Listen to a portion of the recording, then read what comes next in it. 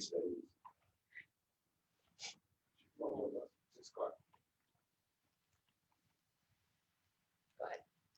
Greetings. My name is Mrs. Donna Taylor, and I'm the principal of our new Sandusky Intermediate School. Welcome to our Fall Community Forum.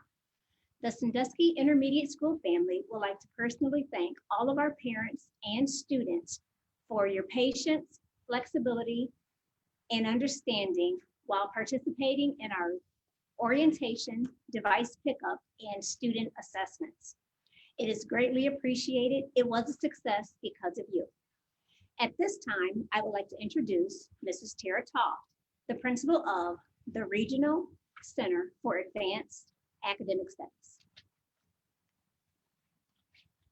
Thank you, Mrs. Taylor. Thank you for joining us tonight. As you may know, if you don't, I'll tell you now, for the last 7 years, the Regional Center for Advanced Academic Studies has provided full-day gifted services to students in grades 3 through 6 who are identified as gifted in the areas of math, reading, and or superior cognitive ability. This year, things have changed, and not just because of COVID. This year, we have expanded those services. We now are inviting students to attend who are identified in the areas of science and social studies. And we're also inviting students to audition and then attend the Regional Center if they are gifted or emerging in the areas of visual and performing arts, like dance, theater, music, and visual art. We would not have this opportunity if it were not for the support of our superintendent and CEO, Dr. Sanders. And with that, I'll turn it over to our supportive superintendent. Thank you very much.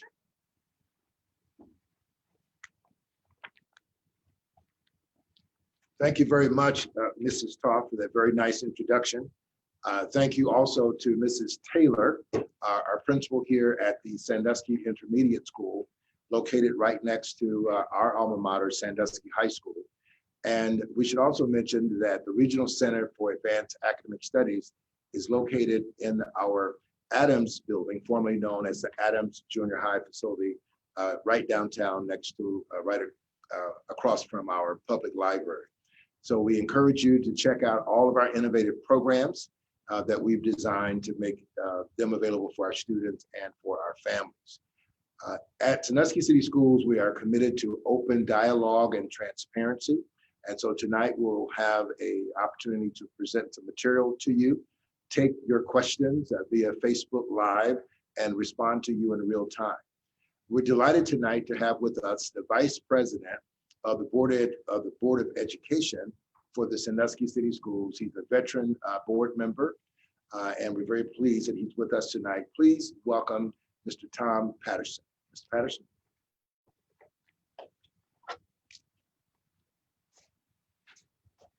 Thank you, Dr. Sanders. I would like to welcome the Sandusky City Schools to our community. Our community is very, very important to us, to our students, faculty, and all of us. Tonight, we're going to have a lot of information that'll come out to you. And on behalf of my board, Mrs. Murray, who's our president, Mrs. Sizemore, Mrs. Vargo, and Mrs. Bridget Churchwell, we welcome you. Tonight, you're going to be learning about what is going on in our district. It is our way of letting you know of what is going on. The foremost question is that when are we going to go back to school? And I know some of you are out there saying, well, what does Mr. Patterson know about going back to school? I'm not being affected. This pandemic has affected each and every one of us. It's affected me personally because I had a granddaughter that actually did not get to graduate this year in normal settings. I have 4 other grandchildren in the school. One is a junior, one is 2 8th graders, and one is a 2nd grader. And believe me, they want to go back to school. I understand what is going on with the parents and also the guardians, that what burden that has been placed on them. But tonight, hopefully, You will have some questions and our staff will be here to help you. Also, I'd like to welcome our new treasurer and CFO, Jeff Hall. Now, Jeff came on board in June, correct? And he'll be sharing some numbers with you about our district. Also, you'll be hearing from Dr. Turgill and Dr. Cade. And these are the top leadership of our district. And hopefully it'll put some things to rest. I've been involved on this Board of Education and on other community ventures and boards. And I can't express enough how proud I am to be a board member of Sandusky City Schools and to work with these individuals. They're professional. They want to be here. They want to get our kids back in school. So from here on out, it's Dr. Gene. Thank you very much. Thank you, Mrs. Patterson. We appreciate the tremendous support that our Board of Education provides. And I've had the pleasure now working with Mr. Patterson, going into my 9th year. And we are very fortunate to have community leaders like Mr. Patterson and our other board members who are so amazingly dedicated to the work of the district. So thank you, Mr. Patterson. Again, to our host principal, Mrs. Taylor, Mrs. Toff, ladies and gentlemen, tonight we're delighted to have the opportunity to share with you some information. We'll have about the last 25, maybe 30 minutes or so that we'll spend in direct dialogue and Q&A with you. We encourage you to communicate with us. You can reach me at my email, which is askdrsanders, ASKDRSANDERS @scs-k12.net, or you can call me directly at my office at 419-984-1000, and myself or a member of my team will respond to you in 24 hours to address the questions or concerns that you might ask. As Mr. Patterson indicated, tonight we'll be talking a bit about the next steps, what the next reentry activity might be. We'll be talking about the district's overall financial stability. We'll be giving you an update on some of the logistics around what's going to happen when we do come back, safety features, other logistical matters, specifically as it relates to the distribution and the work related to our laptops and work around our virtual learning platforms. We'll be taking your questions and responding to those tonight, and we look forward to doing that. It has been my honor for the last 9 years now, going into my 9th year, to serve as your CEO and superintendent in my hometown. I couldn't be more proud to work with the folks that I work with, teachers, secretaries, custodians, bus drivers, cooks, teachers, administrators, everyone across the entire spectrum is committed to making this district a great organization, a great place to send your kid to school, and a great place to live and to work. Tonight, we want to share out with you sort of the generic sense of what our goals are for the first 9 weeks of the school year. And we've divided those goals around 3 broad categories. One is looking at ensuring that we're taking care of our kids. You'll hear tonight about our feeding schedule, food distribution plans. We're talking a lot in our district about just general concern about each other and making sure that we give you excellent customer service, making sure that we're communicating with you and dialoguing with you. And tonight is the second of 3 forums that we're going to hold virtually. Tomorrow night will be at our flagship school, the Sandusky High School in room 300, where we will host our high school students, our middle school students, and those adults who are part of our adult education program. A second goal is around our digital platform, which deals with obviously our laptop distribution and the academic ways in which our students are learning. And obviously over the last few days and the last few weeks for our middle and high school students, we've been on this platform, and we welcome your questions about that. I will say that the digital platform and technology is here to stay. When we do come back in a 5-day traditional school work week, our laptops and our emphasis on technology will be just as significant. And so I want to get everyone in the mindset that as we are growing and learning together, we need to do that as a team and as a family. And then finally, a third broad goal for me and for our team is to talk a bit about where we're headed, not just really the next couple of weeks, but really around where we're headed over the next 12 months, the next 24 months. You'll hear from us very soon about a project called 2030, which focuses on the next 10 years of our strategic plan for the district, divided up into key areas. And we'll talk more about that in the weeks to come. But we also want you to know that in addition to working our way through the pandemic, working our way through our reentry activities, focusing on safety and security, we're also planning ahead for 3 months, 6 months, 12 months, 24 months, and even up to 10 years, because we want our kids ready, competitive, and able to compete at any level, not just locally, but statewide, nationally, and indeed across the world. Other takeaways that you'll get tonight, again, our financial overview, our academic activities. You'll hear about us talking about what the next reentry activity will be timeline-wise. And again, we welcome your questions, and we encourage you to send your questions through on Facebook Live, and we'll be in a position to answer those in real time. Before I bring forward our new Chief Financial Officer and Treasurer, I want to take this moment as a personal privilege to encourage all of our parents, our citizens across the community to take time to ensure that you sign up and register with the 2020 census. The census is important. It happens every 10 years.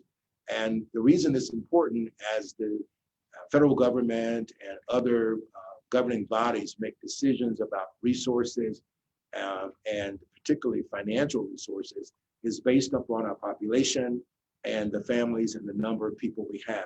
When you don't sign up, it puts us in not as strong a position.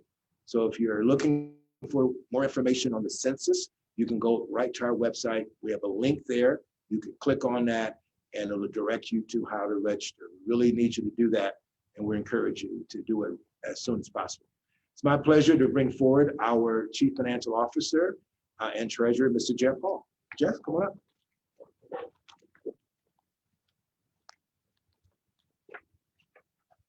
Thank you, Dr. Sanders. Colleagues, parents, grandparents, stakeholders, and taxpayers of the Sandusky City Schools. I'm very privileged and honored to be here to discuss a little bit about our kind of a sky level view of our finances, our revenues, our expenses, our cash balances.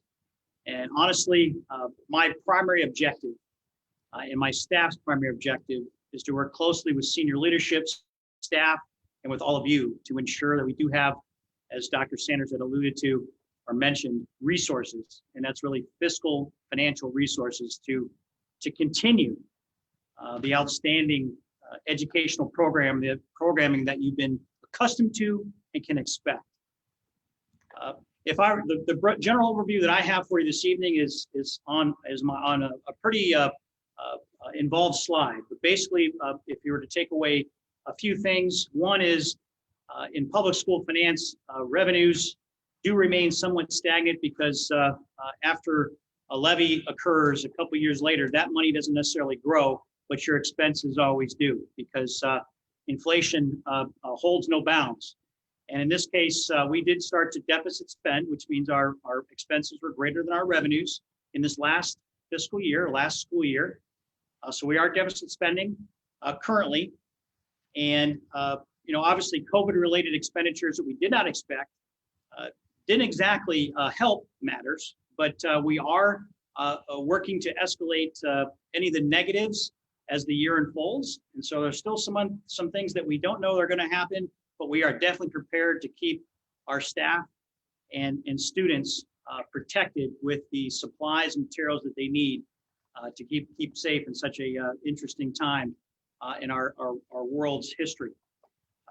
One thing that also did not help our district was about a $1.14 million decrease in state aid, which we rely on about 50% of our $47 to $48 million in revenue from the state aid. So we're working to combat that as well. Local stakeholders, you all out there, taxpayers, do provide about 37% of our annual budget, which is very critical. And it'll be close to 10 years since we've requested any levy assistance or new levies. And we're going to defer that opportunity to come back to all of you for assistance. And so our number one goal really is to remain fiscally steadfast in protecting the cash that we do have to continue to make things go and to keep our programming as excellent as it is. Next slide, if you would. I did want to briefly overview, because it has been a topic in the register, the Sandusky Register lately, about what are all the schools, all of our surrounding schools paying these days. And obviously Sandusky City is no stranger to the effects of COVID when it comes to cost. And so this spreadsheet here just shows a little bit about what our expenditures have been, both from staffing, equipment, some of the software licenses to keep everybody remote, but equipment being barriers, dividers, sanitizers, masks, you name it. It all comes across my desk, and we approve to spend the funds that we do need to keep folks safe from harm. The technology one-to-one, all of the kids were promised and have received wireless devices. That was perhaps one of our biggest expenses, rightfully so. And we also have some broadband connectivity, which means we're making sure that internet is accessible to those who do not have it as well. So very critical to obviously make things go and to allow the teachers to teach and the students to learn. The decrease in student aid or state aid is also included, I think, as an expense, but also, hey, where are we receiving resources? We are very thankful of the state and federal governments offering, as you may have heard, some CARES funding, which is coronavirus relief funds. So we've had some really great opportunities to accept some awards, but it's fallen about $300,000 to $400,000 short of what we actually need at this point. So we'll see how that unfolds. We are grateful. We are trying to. We will actually overcome those funding gaps with our permanent improvement budget, as well as personnel moves. And so myself and my colleagues remain diligent in that effort to make sure that we have the funds and will continue to have the funds to continue the excellence in programming that you expect. That's it for the fiscal overview. I'll now turn it over to my colleague, Chief of Staff, Dr. Stephen Turgill.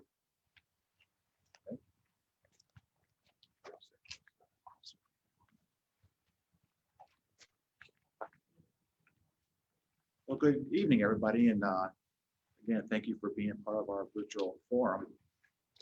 One thing I want to talk about before we get started is we are fully invested in student and staff safety, and we invested a lot of our resources and make sure that we have the equipment and supply available for our students and staff. One of the questions I want to review from yesterday from our forum has to do with day-to-day safety plans. And I want to say, yes, we do have a day-to-day safety plan that has been viewed by all staff members, and we were able to gain feedback by all of our staff members on our safety plan. So also there was questions around, are we going to take temperatures? What will school look like when we return? Are we going to maintain 6-foot distancing and wear masks? And the answer is yes, we have that all available. Masks will be provided.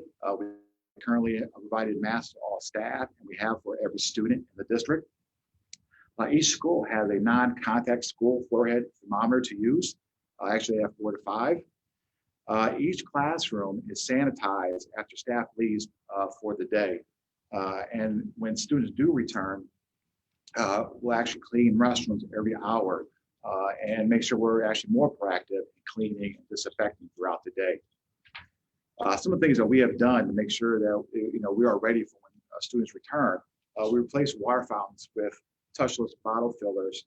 We have touchless hand sanitizers, stations. We have masks for all students and staff, as I said recently, and we just provided alcohol wipes for all staff members for their rooms. One of the things that, as you see in the slide right now, one of the requirements that just came down to us, we have to report all of our positive COVID-19 cases to our community. And we have to do it within 24 hours of us knowing there's a positive case. So our report will be on our website, and then the link is provided for you right there on our coronavirus hub, and it can be found on the district and families drop downs on the website. I'm proud to say right now we have 0 positive COVID-19 cases, and we receive reports every day. So let's talk a little bit about laptops. Families, we appreciate you calling us and working with us as we've worked through some of those issues around laptops and connectivity. Again, if you are experiencing issues with a laptop or connectivity, please call 419-984-1012 or email techhelp@scs-k12.net.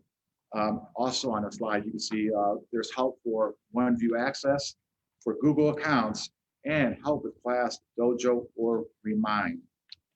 One of the questions I want to go over that was yesterday, talk a little bit about Wi-Fi and connectivity. And are we working on providing families who need support with Wi-Fi connectivity? And the answer is absolutely yes. We have invested into hotspots to give to those families that need it. Also, we're working with Buckeye Cable to provide that free internet access for learning.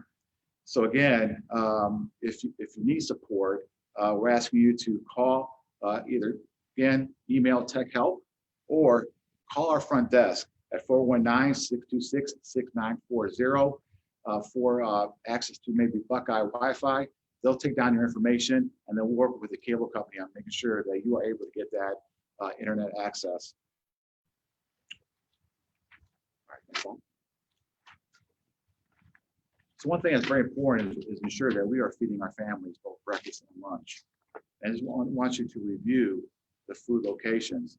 We're excited that we're able to provide breakfast and lunch. That includes vegetables and fruits and 2 tough milks. As you can see, their locations and pickup times are listed. We are going from 7:30 to 8:30 in the morning, and also 12 to 1 p.m. in the afternoon. And families, please use and go there and get the food. It's very important that we provide our students with breakfast and lunch. Again, it's free. Go there, pick it up, and it's daily, Monday through Friday. So we know families right now during this pandemic, we have a lot of things going on in our lives, especially with students. And I just want to make sure that on this slide that you see that our counselors, our social workers, and also our SROs are available for you every day, all day. They want to hear from you. All right. So on this slide is their position, their phone number, and their email. And I'm telling you, they want to talk to you. Our counselors are excellent, do a great job working with students. Our social workers are wonderful. If you need something, contact them. They are ready to support all families, all students, all day, every day. I just want to go over one of the questions. I think I still got a couple minutes. So one of the questions that came up yesterday around uniforms. Are we still going to have uniforms? The answer is yes, we're still going to have uniforms. But we are committed to listen to the community, listen to our faculty, our staff, our students, and our board members. So as we work through this pandemic, we're listening to what our community is saying, and we'll come out later with some more information. So as Dr. Sanders said yesterday, stay tuned as more will come about our uniform policy. And so I think that's all I have right now. And I want to go ahead and give it to my partner in crime, Dr. Valencia Cade. Thank you, Dr. Sturgill. First and foremost, good evening, Blue Street stakeholders. First, I'd like to seize this opportunity to just thank our principals and our teachers for their tireless efforts in really enacting and operationalizing what we're calling planting the seed for academic recovery. We have a few priorities as it pertains to our academic success this year as we shift to the new K-12 landscape. We want to, one, be able to support our staff in terms of their self-care and their understanding of how to create a trauma-informed school district that supports our students and families' social emotional needs. In addition to that, we want to continue to make sure that our schools stay at the center of this organization and that the district office is functioning as a support and service to schools and teachers and principals, because the real work takes place in the classroom. Everything that we do in this district should be in support of those classroom teachers and those building principals. Professional development will continue to be pivotal as we shift to modernizing teaching and learning, not just for teachers, but for students and teachers. I'm not just for students, but for adults also, is what I meant to say. And resources. You heard our treasurer talk about resources. Resources will be pivotal to our ability to provide a high quality educational experience for our students and to be able to have the tools that our teachers need to be successful in this new K-12 landscape. So that translates into 3 priorities that we have in terms of our academic achievement and instructional improvement that we'll focus on from September to the end of October. First and foremost, our ability to provide effective virtual instruction will be pivotal to our work. That will entail ensuring that our lesson plans and our playlists are high quality and engaging and in a virtual environment. It'll ensure that, one, that we are collecting data on our students and we know what our students know and are able to do so that we can fill in the gaps in those areas where there has been some learning regression, as we spoke earlier at the first community forum about the tremendous impact of the COVID school closure and the potential of academic loss. In addition to that, some of the work that we do as educators really focuses on what we call standards. And at this time, we'll be focusing diligently on what we have identified as power standards. And that's simply skills and content that kids need to know and be able to do at each grade level. And of course, professional learning opportunities for our teachers, for our principals, for all of our staff will be pivotal to our ability to really flatten the technology proficiency curve. Priority 2 has a lot to do with building our digital ecosystem. As we're moving into modernized teaching, one of the things that'll be pivotal to our work is being able to understand that technology is now the cornerstone of how we do our business. Our teachers and our administrators have flattened their proficiency curve. They've put the work in from the spring through the summer, and we're still learning. And so as our superintendent continues to say, please be patient with us. We're going to be patient with you, and we have to continue to advance our vision as a caring community.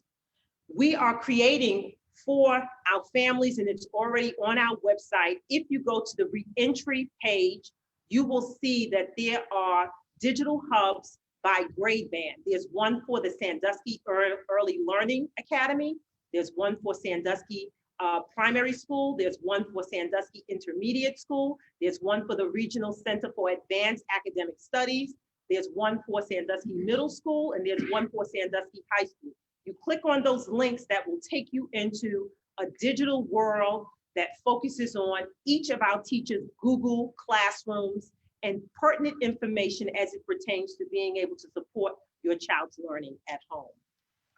We'll continue to expand our access to digital tools that create more ease for learning at home and strengthens our ability to really monitor what your kids are doing. And it also will give us the advantage of really individualizing instruction for your children as it pertains to accelerating their learning trajectory and closing some of the learning gaps that some of our students will experience because of the school closure.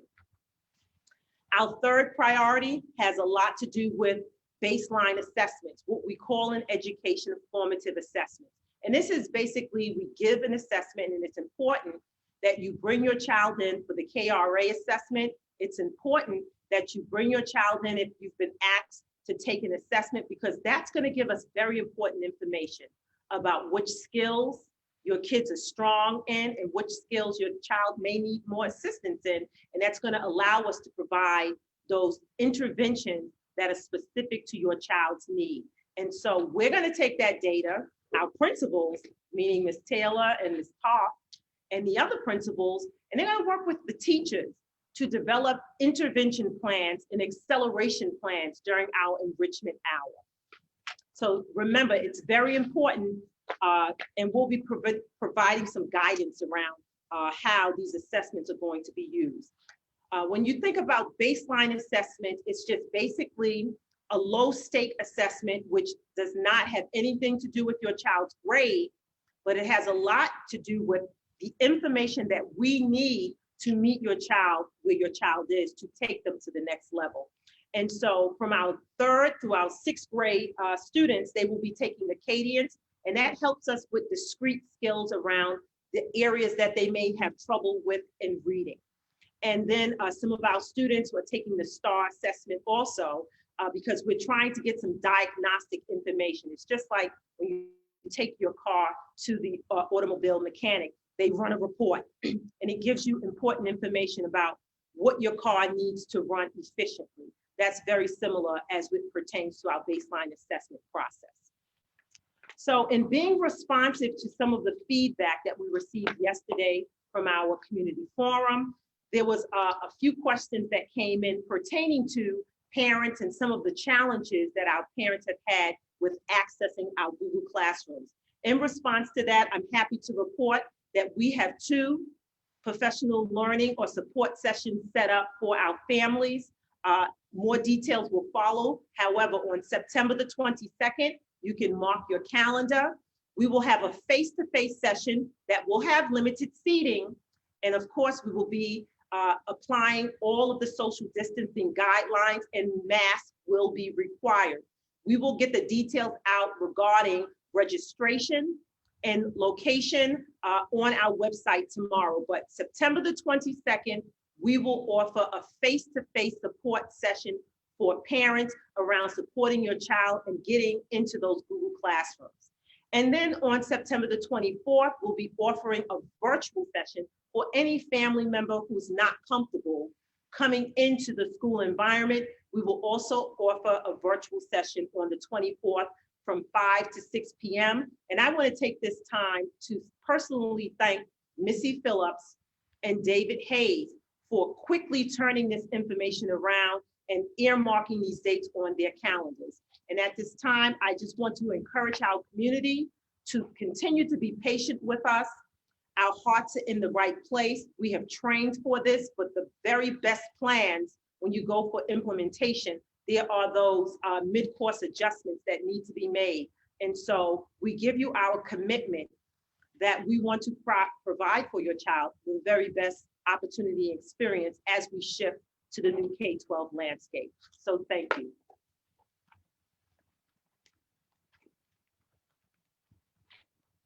Thank you very much, Dr. Cade. Thank you, Dr. Turgill. Thank you, Mr. Hall, for your presentations. As you can see, there's a lot going on and a lot more left to do. But you can also see, and I know Mr. Patterson will be pleased to hear that we are immediately being responsive to the inquiries from our families and our community, and we'll continue to do that as we go forward, as has been our tradition in this administration, and certainly in previous years as well. Let me take a moment to talk a little bit about the next step for our reentry activity, kind of setting the stage for the kinds of factors that will drive the board's decision-making or ultimate decision. We will make a recommendation. The board will review that recommendation, make a consensus decision about it, and then we'll implement the board's directive with regard to how we will engage for the next phase of what the reentry looks like for Sandusky City Schools.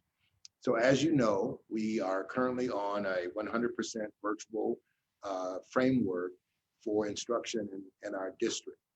And the board laid out a plan for that to be our format for the first 9 weeks of the school year. we're a few weeks into that now. We're already reviewing what the next phase of that, what that might look like. And so right now what we're doing is we're going to be meeting with our health commissioner, the Erie County Health Commissioner, Mr. Shade, and members of his team and staff, and with my team, along with our board president, vice president. And we'll be talking about what are some of the key variables that should be included in the decision for the next phase of work, the next phase of when students will come back, how they will come back, and in what format they will come back. Once we get a consensus of that, we'll share that out for feedback from all of our constituents, both internal and external. It includes parents and others. Let me say this, because I imagine there are maybe some who might have this question. There's not an educator in this district that is not interested in and desirous of having all of our children back to school on a 5-day regular traditional format. Candidly, it's easier for all of us, teachers, principals, support staff. But obviously the board is looking at all of the variables, looking at all the perspectives from A to Z, from which to make an informed, sound decision for your children and for all the families in the Sandusky City Schools. And so if you have ideas or perspectives or questions about that, please feel free to let us know. We'll try to respond to that. We'll be making a decision in a timely manner that will allow you some time to transition to the new announced format, whether it stays the same, whether it's modified, or whether it goes all the way back to our 5-day traditional format. We'll give you some time to make adjustments and to be able to ensure that you can take care of any family priorities as we transition back to ultimately back to a format that includes a traditional 5-day work week. But again, keep in mind that the technology component of our work will remain the same. All right, so at this point in our virtual forum, we will take questions from our Facebook Live. Ms. Pugh, our marketing communication staffer, will field the questions. I will repeat them. I'll either answer the question or I'll defer to one of our extremely competent staff members, including our principals. That a couple were pressed into action last night. And so if you have a question for Mrs. Taylor, if you have a question for Mrs. Toff, I am sure they'll be happy to respond.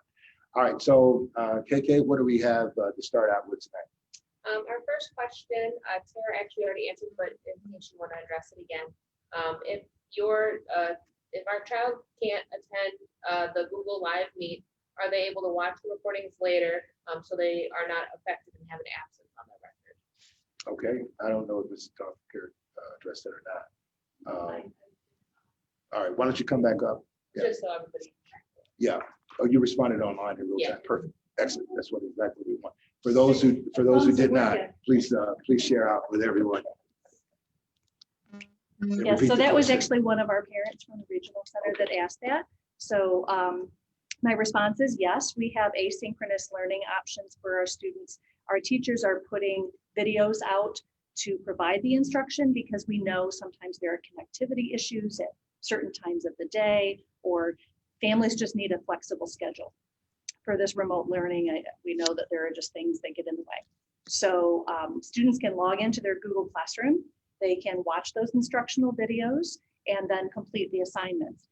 The teachers are available in live Google Meet sessions throughout the school day. So if the student even thinks that they don't need help and they get started on something and they realize, oh, yes, I do have a question, I do need some help, they can just jump onto that live Google Meet, interact with their peers, interact with their teacher, get the help that they need. But as long as they're keeping up with that work, then we are not going to have to mark them absent. It's when they get way far behind that we're going to have to start talking about attendance issues. So, right. Very good. Thank you, Mr. Toff. And I know that our team has put together a robust plan for any student who doesn't show up virtually. We'll be coming to a home near you to make sure that we know where you're at, what you're doing, what's going on, If there are some extenuating circumstances, let us know in advance. We want to make sure that we don't lose any ground during this period. And obviously, virtual learning is a whole new environmental factor for all of us.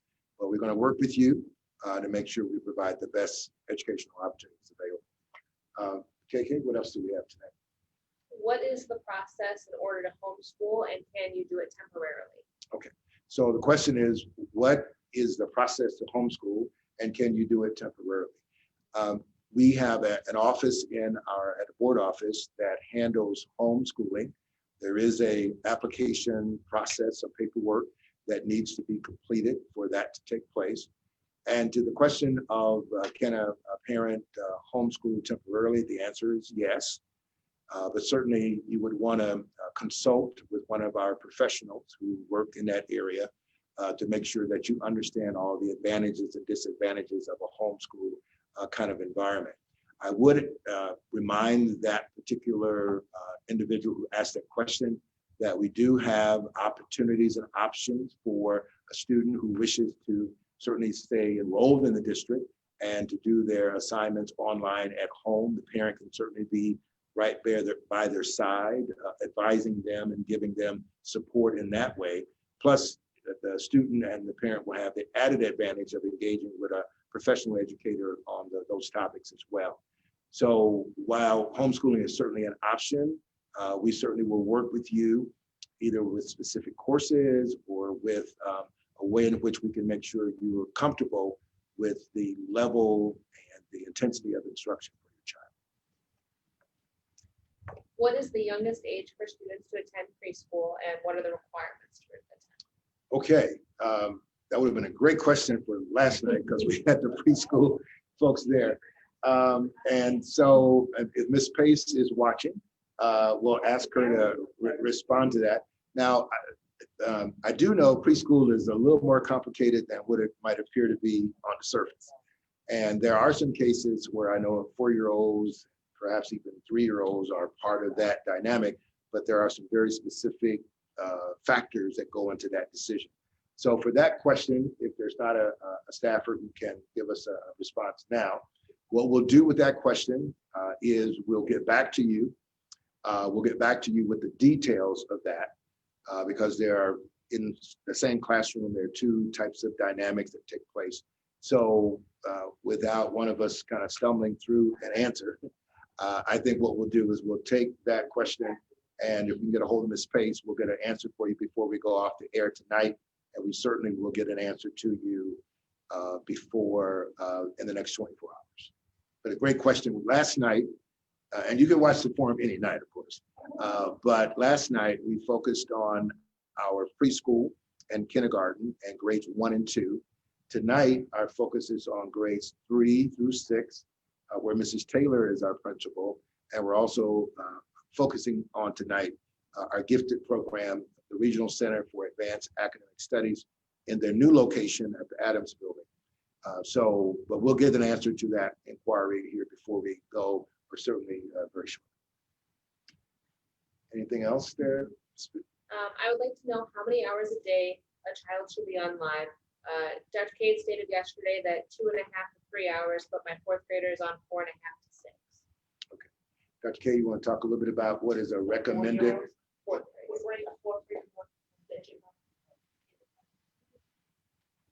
Is it 1 year? Okay.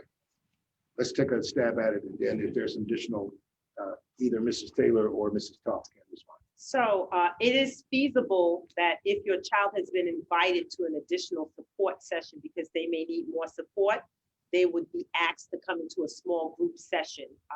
The explicit live instruction averages about 3 hours that's required. And then there's additional times where teachers are available for support and are providing small group instruction. Also, it's my understanding the Regional Center for Advanced Academic Studies may have additional times that the kids, but they're very flexible. They may be on for additional times, but we are flexible. If you can reach out directly to me about your child and give me the specifics, I'll be more than happy to engage you in a conversation or to connect you with the appropriate principal, either Mrs. Taylor or Mrs. Hall. Thank you. Now, I would add to that, thank you, Dr. Kate. I would add to that, that when we were in our virtual format from March of this year, of the last academic year, March through June, one of the game-changing dynamics about the instruction is the fact now that across the board, students are having designed to have actual interaction with teachers and live exchanges, as opposed to just candid, just the, I won't say stoic, but just the response to a set of instructions on a playlist. Now, obviously, there's a mixture of that, independent work along with instructional work.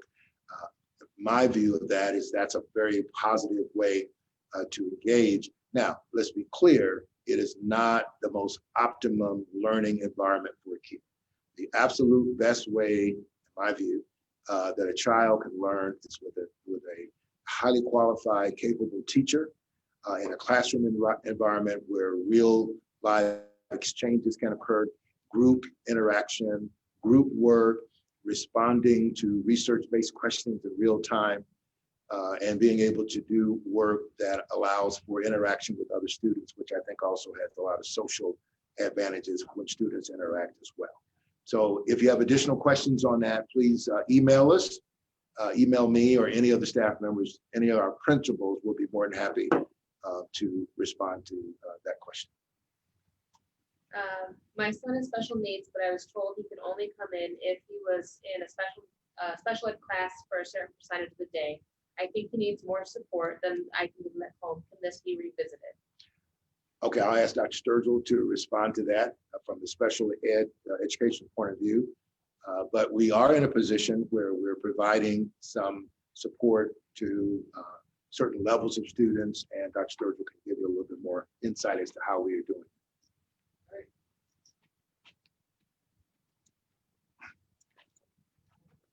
Well, first, if you have any questions around students who need extra support, especially students who have an IEP, I would definitely have you contact our student services department to talk to them about what's available for those students. Yes, we do have some students who are in school 4 days a week, but due to their IEP and some of the needs that they have, and we have some students that are not. So I would ask you to reach out to student services tomorrow or to myself, and let's get back to you with some of the maybe some of the supports that are available or what we can do to help support your child. So just as a reminder to everybody, we won't be responding to like an individual student type situation. We'll be responding more at a district level, but as Dr. Turgill indicated, by all means, please reach out to us directly and we'll work with you to position your student for the best success that we can. Okay, so we've got a few minutes left in our program, and Lord knows I would hate to let us get out early. That would be, right, Ms. Patterson, that would be so much against my my training. But I do want to make a few more comments, and then if another question comes in, fine, we'll close out a few minutes early this evening. So be patient with us as we work through the process for the next phase of our reentry. If you remember, when we started out initially, we talked about a 3-step process. Step 1 was virtual. Step 2 was hybrid, where we divide our students in half. Half of the students come on Monday and Tuesday, the other half on Thursday and Friday. The other days, the opposite groups are on a virtual platform. And then step 3 is where we would be back in a 5-day traditional kind of environment. So we're working hard to make sure we can do that in a way that meets our board's expectations. And your feedback, again, is always welcomed for that. We do have athletics and extracurricular activities occurring with COVID-related guidelines and protocols in place. And so if your child is involved in any of those kind of activities, make sure you contact the appropriate personnel in our athletic office or activities office for that particular work. We have one more forum for tomorrow night That forum will focus on our middle school students, grades 7 and 8, our high school students in 9 to 12, and adult individuals who are part of our adult education program. So tomorrow night, we'll have sort of 3 of our school families together to talk about that. And then finally tonight, I'll close with what I shared out with a group of teachers today at Mr. Patterson's alma mater at Mills. I talked about to them the importance of everyone understanding what we're all experiencing. This is the most traumatic, the most dynamic, the most transformational period in education that any of us have ever seen. And so your patience, your understanding, please take care of yourself, take care of your families. If you need help and assistance, please reach out to any of us for educational related matters so that we can help you in any way that we can. We will get through this. We'll get through this together as a family and as a community. One of the great things about our hometown is the fact that we support each other. And I want to close tonight by encouraging you to do that and to stay engaged with us. And keep in mind that no matter what you might be going through, there's probably someone else having even a more difficult time. So by being kind, being considerate, being thoughtful will help us all get through this together. Thank you for joining us tonight for our second forum. We will be at the high school tomorrow in room 300. We'll be bringing to you a live Facebook presentation for the final forum. Thanks for joining us. And as always, go Blue Streaks.